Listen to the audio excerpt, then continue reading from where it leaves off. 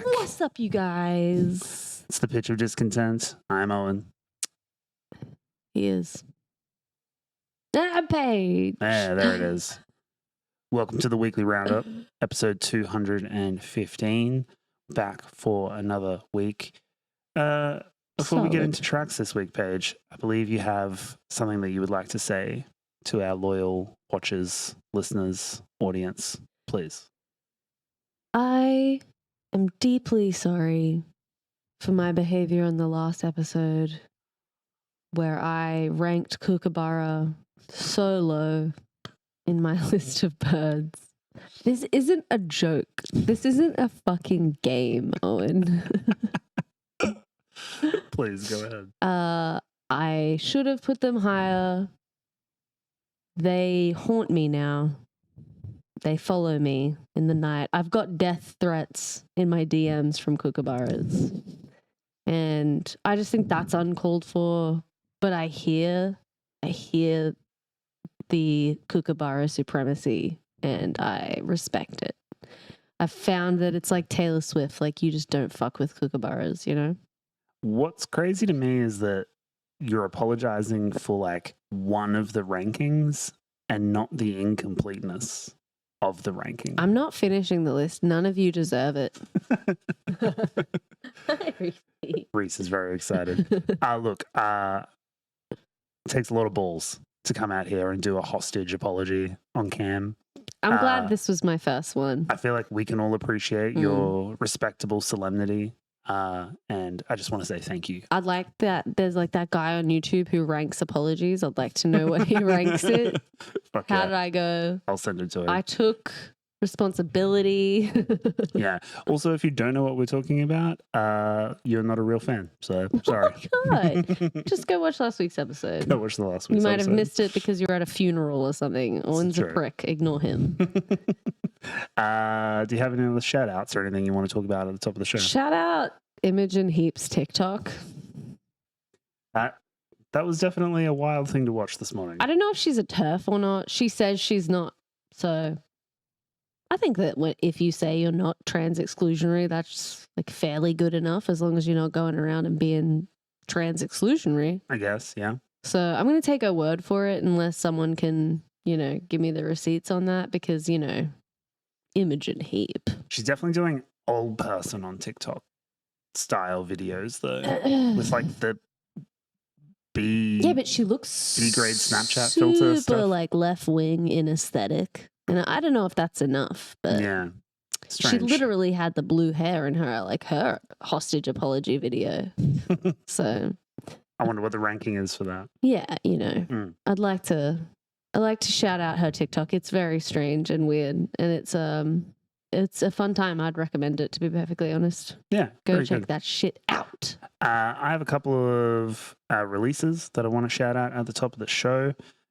So I got an email from the band Dull Morning. Oh, shit. They're watchers of the show. Shout out to the guys. Homies. They put out a new EP. It's called Slow Bullet.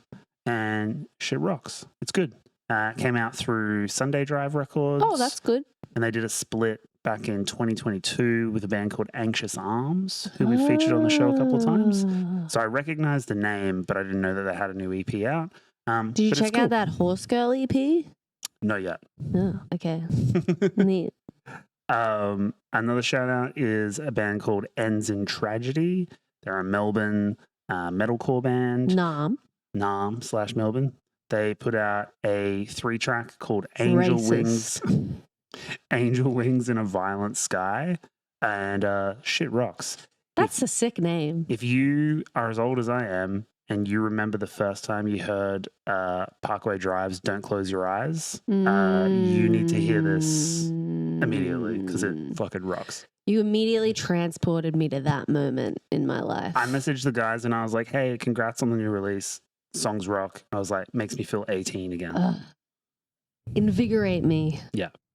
And then final shout out is a band called Warspawn. I saw also a great name. John Mackey from Dying Wish shout this out on his Instagram story, and I was like, "What's this?"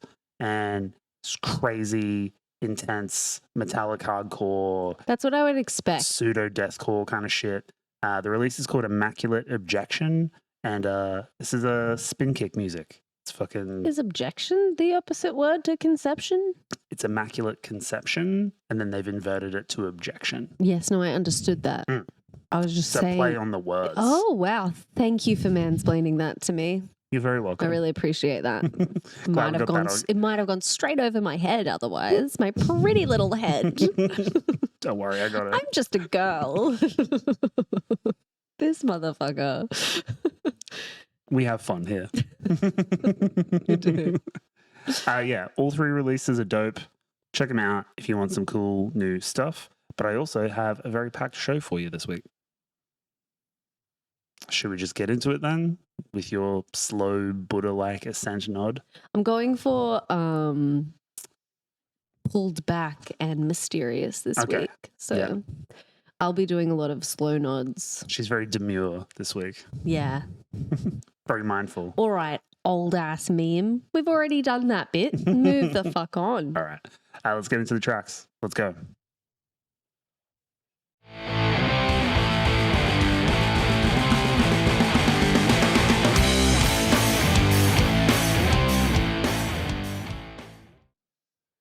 Hey, we're back. Hello. First up for this week, Paige, is one of your favorite ever bands. So Killswitch Engage. No, that's at the end of the show. That'll be, spoiler, the feature album for this week. That's cool. No, instead, I have a brand new song from Movements. Oh, yes, also one of my favorite bands. See, I was actually driving the other day and I was listening to the song that goes, maybe the corners of my mouth will start to point up instead of being anchored down. And I thought of the time that we were driving in the car and you were like, what the fuck is this shit? Because that's how Owen reacts to my emo music. And it was like the scene in fucking One Tree Hill when Nate like pulls the fucking Dashboard Confessional CD out of Peyton's car and like throws it out the window and is like, this F-word bullshit. Sacrilege. To be fair, like I did like Movements, but I just didn't know that specific song was Movements, and it was one of the emoist ones. Yeah, but like, how can you like early Fall Out Boy and then call that shit? I don't know. Maybe I was just in a bad mood. I don't know. You're a moody little bitch. Anyway, we have a new song from Movements. This one follows 2023's Ruckus, which was one of our top albums of that year. I loved that. We also saw them at New Bloom in 2024, which was dope. We did, and at the bar that's in Brunswick. Oh yeah, Stay Gold. Yeah. We went to the headline show, which was dope as well. This one's very signature kind of Movement sound, kind of building off the experimentation that they had on Ruckus. But this one in particular has a really great lyrical kind of metaphor and setup from Patrick Miranda. That's what we love from Patrick. Which is like when he's on his poet shit. Yeah, he is a modern poet. Yes. I have a quote from him about the new single. So he says, "Where I Lay is one of those songs that was tough for me to write. Lyrically, it's really emotionally vulnerable, and it has me revisiting places with my writing that I hadn't explored in a while. It's for anyone out there who feels like they never quite fit right in the world. This one is for the outcasts." Isn't that all of their music? Kind of. You can make that claim, but I think this one is specifically for them. Hey, I'm an outcast.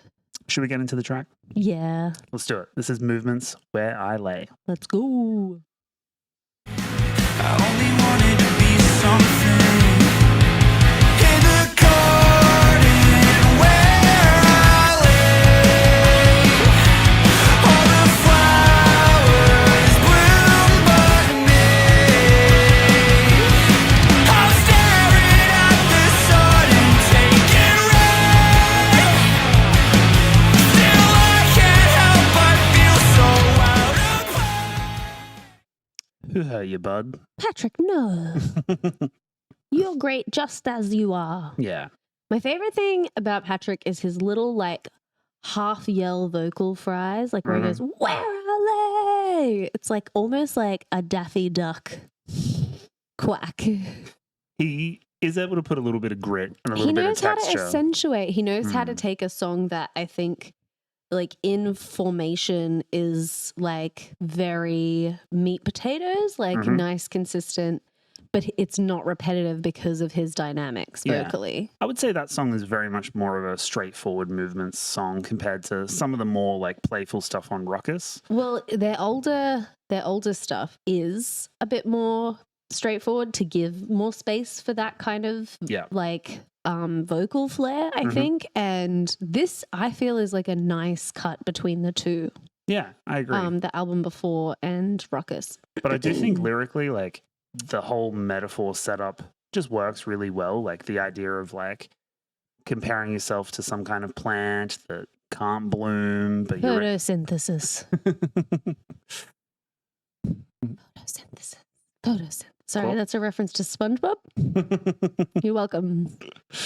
I don't know. I just think it's really good. And the idea of like extending it to being like, you know, I'm standing there, I'm taking sunshine, taking rain, nothing's working. Yeah. I don't know. I just like it.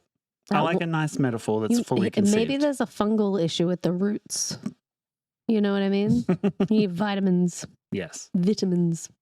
But Yes, but I really like that song. yeah, me too. In summary, slow nod. I mean, as soon as it came through, I was like, oh, a new movement song? We have to talk about that. Paige will be sad if we don't. Yes.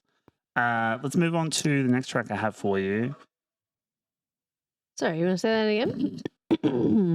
We have Nam/Melbourne indie punks Chasing Ghosts. Ooh. They have announced their new album. This one is called Therapy. Okay. And it's arriving on May 16 through Believe Music and Summit Distro, who are splitting the digital and physical releases.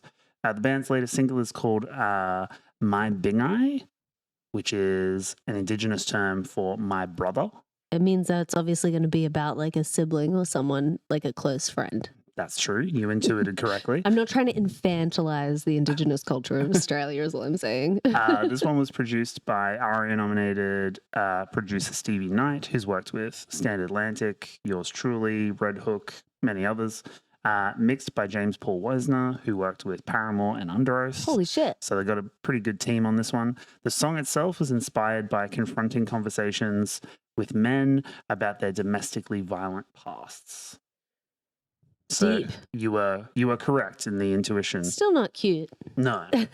I've got a quote here from frontman and Thunguti man Jimmy Kyle, who states, "The song encourages men, whether escalating violent behavior or already involved in domestic violence, to change their actions. It also calls on all men to help prevent domestic violence in their communities by engaging with brothers, fathers, and friends. Culture plays a key role in fostering responsibility, accountability, and change, but it's also vital that we all speak up and not stay silent." I think that's so true. I think that like one of the most frustrating things is seeing your male friends do really fucked up and like toxic behavior, and then watching your other male friends just stay silent and not call them out on it, because like I've done this rant before, but the reality is that men don't listen to women, especially men like that. So like it actually does matter that you say, like, you don't have to be confrontational about it. I understand that men aren't overly confrontational towards each other unless they're drunk for some reason. But like you can just make a joke and just be like, no, that's a bit fucked up. Hey, maybe don't do that anymore. Yeah. It's super easy to call someone out on their behavior without having to have it like be a big thing. Like give them a space to like think they can laugh it off, but walk away and actually like have a deep thought. I think it was like 108 women died last year from domestic violence. Like that's fucking crazy. And I'm sure the number's already way too high for 2025. I mean, there's definitely a number of women. Yeah, I don't know. These conversations are super important, and I always like seeing them through art because that is a really good way to have these conversations also. Yeah. But also like, it's crazy how people can listen to a song and have like the meaning and the deep like undertones of a song just go completely over their head. You know what I mean? Well, having heard this one already, I would say that it'd be pretty difficult to listen to this and not get it because it is pretty blunt, but I'm sure people will. Right-wing people like Rage Against the Machine. You know what I mean? Yeah. All right. Well, some people have like a almost talent for being ignorant to things. This is true. Let's have a listen to the track. This is Chasing Ghosts, My Big Eye. All right, let's do this. I'm not your enemy. Put your hands in your pockets and walk. my brother, oh brother, don't put your hands on her. My finger, I beg you, remember, your hands have made things before. And I'm asking you, are you gonna change? You gotta I feel like so like red jumpsuit apparatus, like you know, like the songs are completely different, and this is kind of better if I'm dead honest. But it's like it's so good, but then you're like, I'm jamming out to Domestic Violence because like it's a really like you want to like belt this song in the car sort of thing. Like this is a really great track, but then you like suddenly hit with the fact that like it's about such a serious, impactful sentiment. Which is good, right? Totally. That's what music should do. Having art that kind of like gives you pause and lets you kind of like interrogate your own feelings on it is kind of the whole point. It hits different. Yeah. I was saying to you while it was playing that like the decision to kind of weave in those string layers really adds like a very kind of like epic, but in like, somber kind of tone to it. In like a very refined, like it's not overdone choice. It's definitely not the centerpiece of the track. Yeah. Like I think his vocals, he has a really unique tonality, and I love it. It's like I could imagine like an acoustic version of this with strings would go like crazy hard. This would go so hard because obviously like they're an indie punk band, so like they're not going to be playing with strings live. They should be. But I just think it adds like a lot of... Let's do a GoFundMe. Let's get them at the Sydney Opera House. Yes. Get out of here, Parkway. We've had enough of you. Go back to Byron. Yeah. I love it. I think out of all the singles from Therapy, this is my favorite. I've got goosebumps. It's really, really beautiful. And you can feel like the connection with it. Like... The build to that bridge section, the overlapping vocals. For sure. Jimmy's kind of giving it a bit of grit and kind of doing that kind of like pulled back yell. It's awesome. You can definitely tell that there's this like deep emotional connection with the subject matter that comes through the music. And I think that can be kind of hard sometimes. Like there's something very clinical about like, well, taking a song that you've put all this emotion into and written in theory in a room somewhere and then going and standing in, you know, a pristine studio in front of potentially like people you've just met and like having to give all of that emotion to the track. And I think he's nailed it. Like it's definitely like gets you right to the bone. Yeah. It's sick. I knew this one would be one of your favorites. Yeah, definitely. I have another one which I think you're going to like. So remember back in October last year, we featured a band called Nightlight? Yes. Yep. So they're a Nam/Melbourne-based alternative outfit. We featured their track Nozumi, which was the like Japanese word for rat or whatever. Yeah. So the Old Pop Trio are back. They've got another banger, and this time they have a release announcement. So their debut EP is called How Does It Feel? It's coming out on April 10th. And the new single to promote that is called DYHM, which is kind of an abbreviation for Do You Hear Me? Sorry, our dog is barking at God knows what. Wait.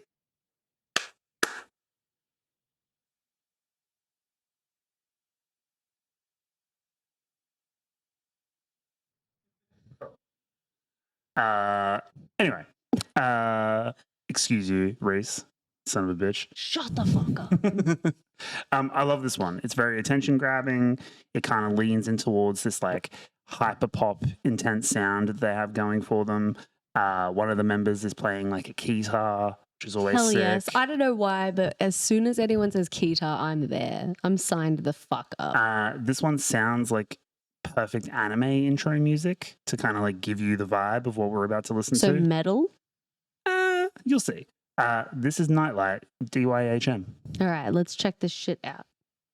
I moved on, it's shameful that you haven't yet. Don't wanna play this game no more. Someone so good, time to let go. I'm fighting for my relevancy. Do you hear me? Oh, fire, my passion's a flame. I hope that one day you feel the same. You remember me, ruined everything.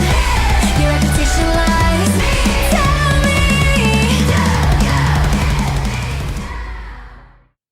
It does sound like an anime intro. Right? That key guitar fucking shreds, dog. Little riff going on there. Yeah. You know, I think that my first, where the darkness began for me was definitely the intro to Dragon Ball Z. Yeah. Dragon, rock, Dragon Ball Z. That was the intro I was supposed to be hearing the morning of 9/11.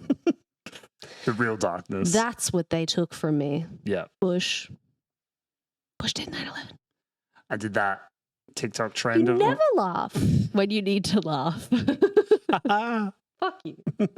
Sorry, what were you saying? did that TikTok trend where I was like, you know, that thing of like a fucked up photo of you as a kid and be like, this is the shit this is my favorite song sure. when I look like this. I did mine and people were fucking clowning the hell on me. I mean, I did Dragula by Rob Zombie and then I looked like that. And then I just put that I blame 9/11 because it really was like a dark inflection point for my youth. Yeah, I mean, same. That's why I put Numb by Linkin Park.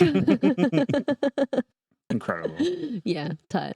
I think Nightlight are really onto something here. Like, I love the intensity of the track. I love the double kick accents. I love the guitar. Me too. I love the vocals. The runs. guitar's easily my favorite part. Everything is like, I think you were right. Like, would you call this metal? Metal adjacent. I think, like, in terms of like the tempo Have and you the ever heard of the intensity. band Baby Metal? Yeah, I mean, yeah, it's definitely baby metal adjacent. For sure. I don't know. I think it's sick, and I'm stoked to hear the EP to see what other shit they have up their sleeve. Also, hard visuals going on. Oh yes, friend of the show, Beth is rocking the visuals, and they are They're gorgeous, Out of sight. stunning. stunning. There's another old meme for you. You're Dried up fucking welcome. Dried old up ass dude. millennial meme. Vacuum sealed meme. Did anyone even watch that season of House of Dragons? Let's move on to the next one. I'm very excited for this one. Oh, So what you we got? have the long-awaited return, California hardcore act, The Warriors. Ooh, warriors, come out to play. Clink, clink, So they've revealed details for their 6th album. This one is called Burn Yourself Alive. It's coming out on March 28th through Pure Noise, and it Sick. follows 2019's Monomyth, which was their kind of comeback album after a fairly long hiatus. I've got Oh, an yeah. Okay. I got an album statement about the new record. So they say, Burn Yourself Alive is an ode to life, not a call to self-immolation. Like a phoenix. We find ourselves in dark times, indeed. But while we still have a heartbeat, we have the opportunity to create better art, better music, and better forms of governance. Bukowski said, find what you love and let it kill you. Find your spark. Burn yourself alive. Fuck yeah, Bukowski. Thanks, Bukowski. Mike Bukowski. Isn't it Mikowski? Yep. Correct. Mike Mikowski. Great.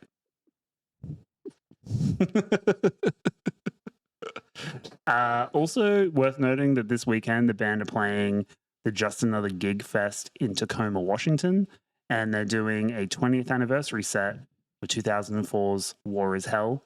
I'm very bummed that Let's just get on a plane. I can't be there because it's one of my favorite. I'm going to be albums honest of all with you, time. America. It's going to be a hot minute before I come back. Yeah, It's just such a big flight. You know what I mean? yeah, the Vegas trip was not great for us. And I got RSV, which doesn't really happen in Australia. Like, we don't get, like, you guys get most hospitalized by RSV. I've never had it before in my life, and it was horrific. Yeah, it's awful. horrific. It's described as common cold symptoms. Fuck, your common cold must be bullshit. That's not what my common cold's like. It's a stuffy nose and a little bit of a headache.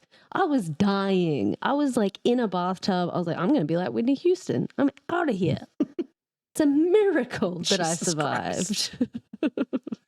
All right. Well, on that note, let's listen to a new track from the Warriors. This is My Blood. Let's do it.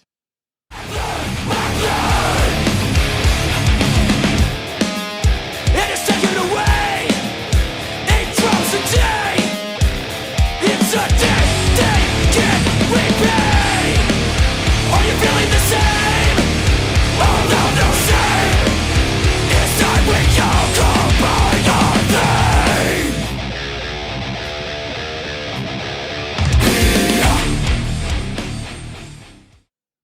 Owen, I thought that was a great song.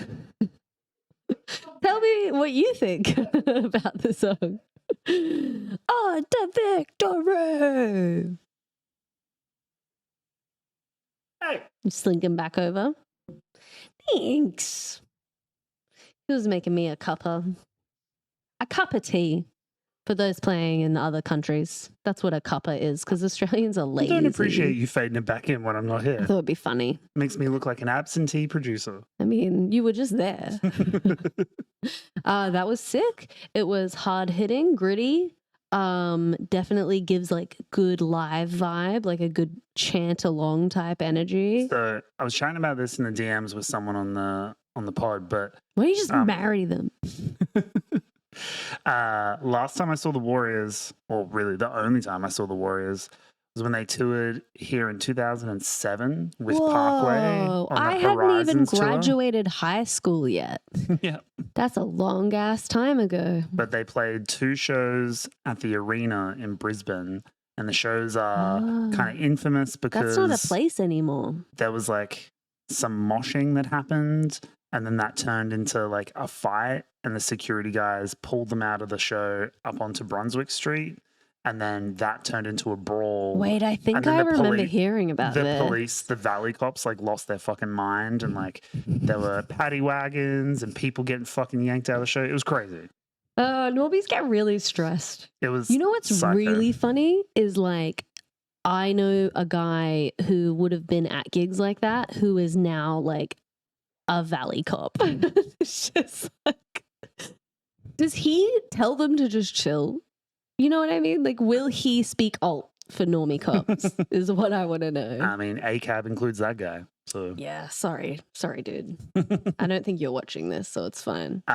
it's good to see the Warriors back. They sound just as hungry as ever. And I feel like, you know, they've been around for a very long time. And I feel like bands like Stray from the Path kind of owe it to bands like the Warriors for doing that like hardcore with very like Rage Against the Machine-esque groovy jump the fuck up type stuff. For sure. Which the Warriors were Tastemakers. crushing it 20 years ago and are still kind of crushing it now. And still out there killing it. Do you think they understand that like the Australian scene for them is still alive and well? It's still like in the early 2000s heyday here. Like you can just come back and feel like it's the same as it was. I'm sure that if the Warriors toured here, like they would do very well. Yeah, agreed. I mean, they're probably not going to sell out like huge venues or anything. It's all about the lineup, baby. But if they played like, you know, decent sized venues. Sounds like a job for Lachlan Watt.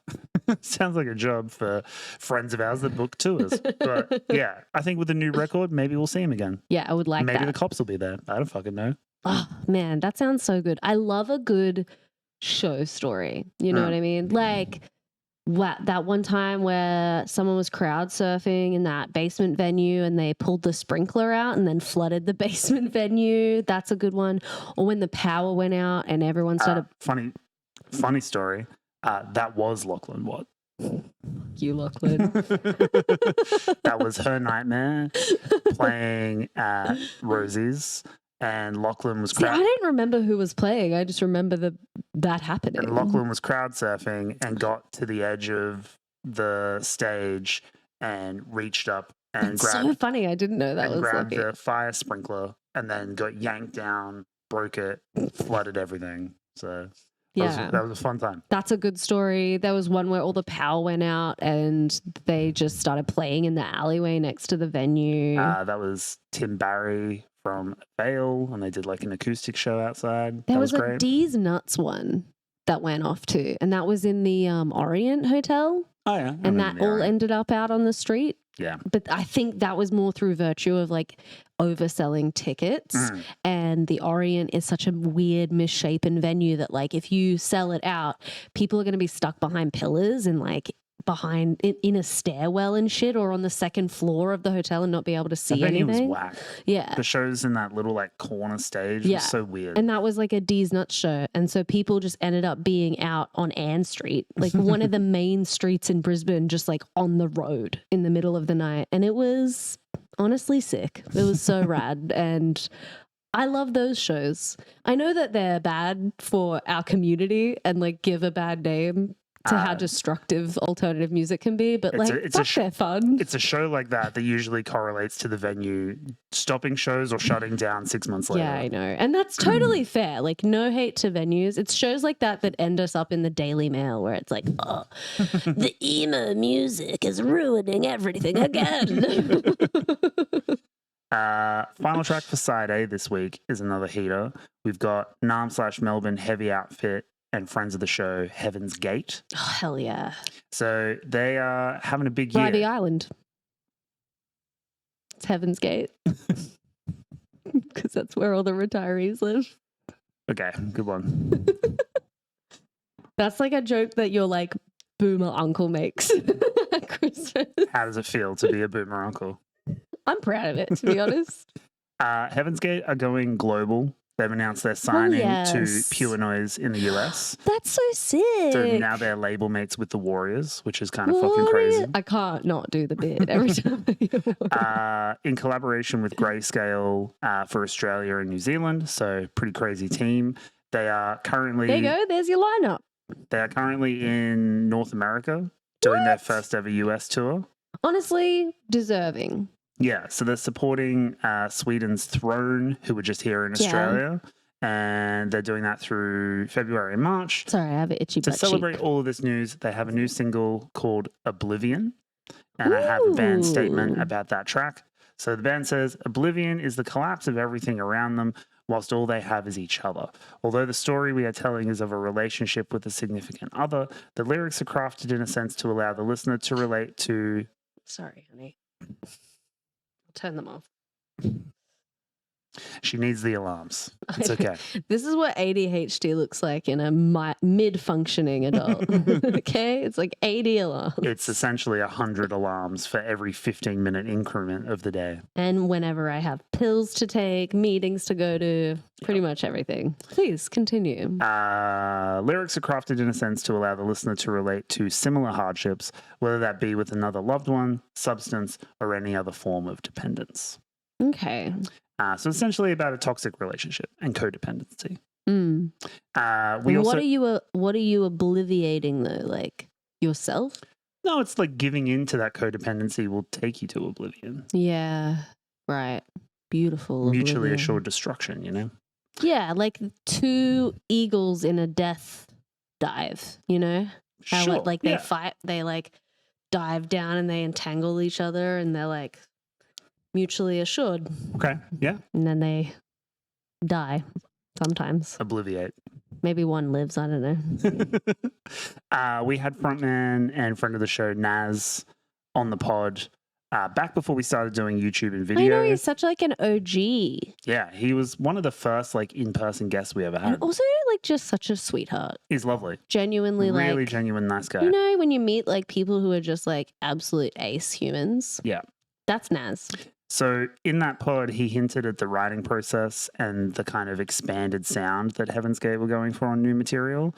So I think we'll definitely start to see that with more singles and potentially another release as they kind of reveal that. But he sounds fucking pissed on this. So yes. Let's jump into that. I mean, I would never wish unhappiness on any of my friends, but it's also sick when you're unhappy and you make good music. If they can channel it into dope tracks, healthy that's outlet. nice. Yes. Yeah. Well, this is Heavensgate, Oblivion.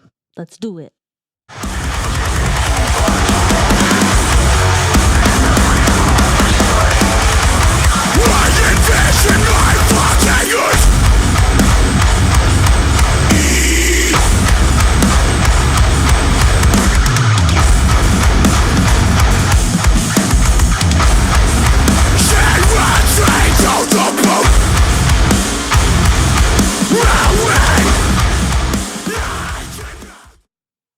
It's heavy. It is heavy. It is angry.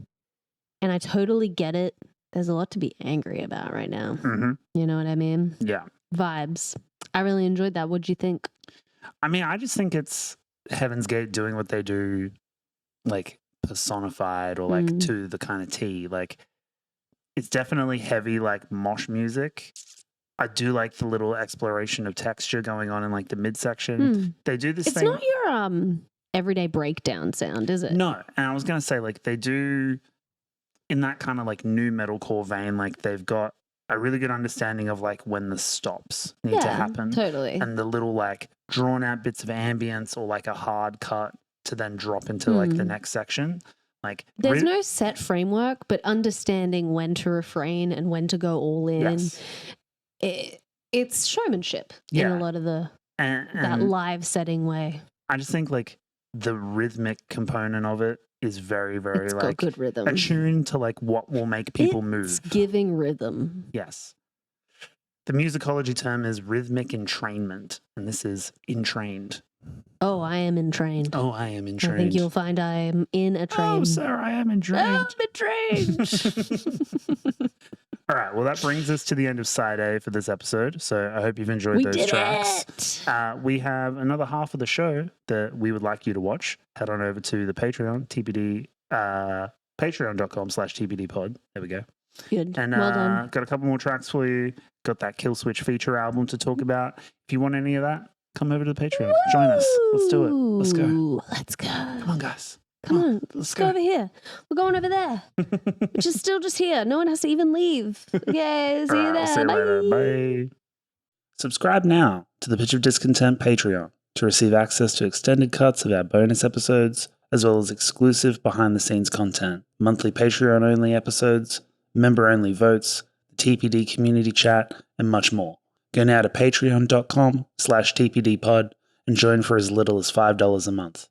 That link again is patreon.com/TPDpod. Thanks for watching the show.